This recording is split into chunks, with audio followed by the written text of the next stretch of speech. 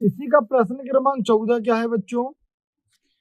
कोष्टक x y ऋण by z, x y धन by z धन जेड एक्स गुणा बाय जेड ऋण जेड एक्स धन जेड एक्स धन by x y z x ऋण एक्स वाई। ये हमें, तो मैं सबसे पहले लिखता हूं एक्स वाई ऋण by z, x by z, यहां जाओ by z z x by z z x, और आगे हम बढ़ेंगे तो क्या लिखा हुआ है? Z x x y z x x y. तो हमने ध्यान से देखा इसको, तो देखो ये दोनों सेम है, ये दोनों सेम है, बीच में माइनस यहाँ प्लस है, ये दोनों सेम है, एक में प्लस है एक में माइनस है ना, ये वाला प्लस लगाना मैं भूल गया थोड़ा, और ऐसे ही ये दोनों भी सेम, एक में प्लस एक में माइनस। तो हमने एक सर्वश्रमिका पढ़ी है बच्चों, ए धन बी और ए ऋण बी, जिसको हम लिख सकते हैं ए का वर्ग ऋण बी का वर्ग। ठीक है, अब आपको बाकी स्कूल टीचर ने कैसे भी समझाया हो, लेकिन ये सबसे आसान होगा। तो देखो ए प्लस माइनस बी और ए प्लस बी, कुल मिलाकर यदि दो दिए हुए ऐसे कोष्टक में, एक और दोनों के जो चिन्ह बीच वाले अलग अलग हो, जैसे ये धन का ये ऋण का, तो अपन इन्हें वर्ग में लिख सकते हैं। देखो इसको मैं लिख सकता हूं एक्स वाई का वर्ग ऋण बाय जेड का वर्ग, ये इन दोनों का सॉल्यूशन होगा। ये वाला प्लस मैंने यहां पर लगा दिया। अब देखो, अब इन दोनों को फिर देखो, एक प्लस में एक माइनस में, तो एक बार इसका वर्ग ऋण, एक बार ये पीछे वाले का वर्ग, फिर यहां आए हम तो ये वाला प्लस लगाएंगे, जेड एक्स का वर्ग ऋण एक्स वाई का वर्ग, इतना करना है।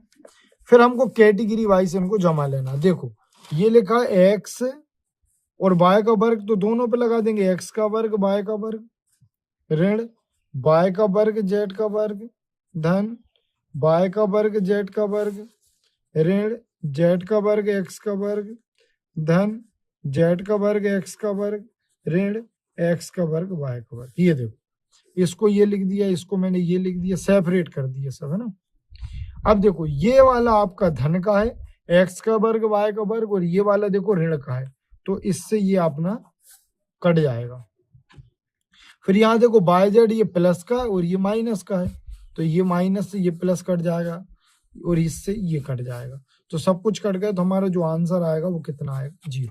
बस आपको इसमें केवल इतना ही ध्यान रखना है कि इसमें ए धन बी और ए ऋण बी का क्या होता है सॉल्यूशन, ए का वर्ग ऋण बी का वर्ग। ये एक सर्वश्रमिका है। क्या है? सर्वसमीका। ठीक है, इसी का प्रश्न क्रमांक 15 क्या है बच्चों?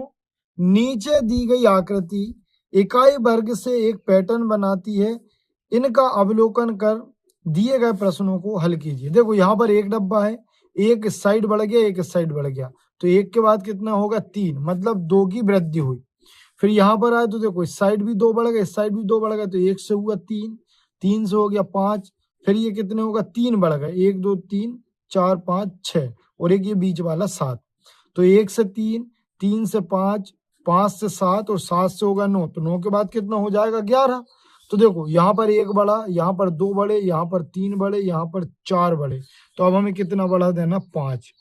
1, तो ये तो मेन वाला 5 ऊपर बना दो, 1 2 3 4 और ये 5, 5 यहाँ बना दो, 1 2 3 4 5। ये तो मैंने हल करने के हिसाब से बताया, आप बड़ी अपनी कॉपी में स्केल की सहायता से बना लेना। अब इसी का दूसरा बोला, स्पष्ट कीजिए कि आकृति में उपयोग किए गए इकाई वर्गों की संख्या किस प्रकार संबंधित है। तो सीधी सी बात है, देखो आपको यही मैंने समझा दिया। इस डिब्बे में हमने दोनों साइड 0 जोड़ा, तो देखो उत्तर कितना आ गया हमारा? 1। भाई देखो एक में मैंने ये 0 जोड़ा ये 0 जोड़ा, तो 1 आ गया। अब यहाँ देखो एक में मैंने कितना जोड़ दिया? 1 और 1 2। अब इसमें एक में मैंने अब 2 जोड़ दिया, तो कितना आ गया? 3। अब यहाँ देखो ये वाला 3 यहाँ आ गया, अब इस 3 में फिर मैंने 2 जोड़ दिया, तो कितना आ गया? 5। आई ये वाले 5 को यहाँ ले आओ भाई, अब इस 5 में फिर देखो यहाँ तक तो ये कंप्लीट हो गया, अब इसमें फिर 2 जोड़ दिया, तो कितना हो गया? 7। फिर 2 जोड़ दिया 7 में, तो कितना हो गया? 9। और फिर 9 में फिर 2 जोड़ दिया तो कितना हो गया 11। देखो वही तो उत्तर आ रहा है, 1 2 3 4 5 6 7 8 9 10 11। तो मतलब आपको ऐसा बनाना, पहले में लिखना है 1 धन 0 बराबर 1, दूसरे में 1 धन 2, 2 2 की वृद्धि करते जाना है। ये इस प्रश्न का क्या होगा, उत्तर होगा। इसी के तीसरे में बोला है कि आकृति के लिए यदि चर n है और इकाई वर्ग की संख्या के लिए हम t प्रयोग करते हैं, तो जो उपरोक्त प्रश्न, ऊपर जो प्रश्न क्रमांक 2 दिया है, निहित संबंध के लिए एक समीकरण बनाइए। मतलब वो बोल रहा है कि ये जो आपने करा इसी बात को आप समीकरण के रूप में दर्शा दो। तो मैं इसको यही बता देता हूं, ठीक है। आकृति की संख्या उसने क्या बोली हमसे, तो हमने मान लिया n। ये देखो आकृति की संख्या को हमने n मान लिया, और उसके बाद बोला वर्ग की संख्या। तो वर्ग की जो संख्या होगी बच्चों, तो उसको हमने मान लिया t, क्योंकि हमें t प्रयोग करना। तो इसका जो समीकरण बनेगा, तो हम इसके लिए जो समीकरण बनेगा, तो वो समीकरण आपका बन जाएगा n ऋण 1 बराबर t। यही इस प्रश्न का उत्तर होगा, मतलब यही समीकरण बनेगा। जो समीकरण का संबंध होगा वो यही होगा।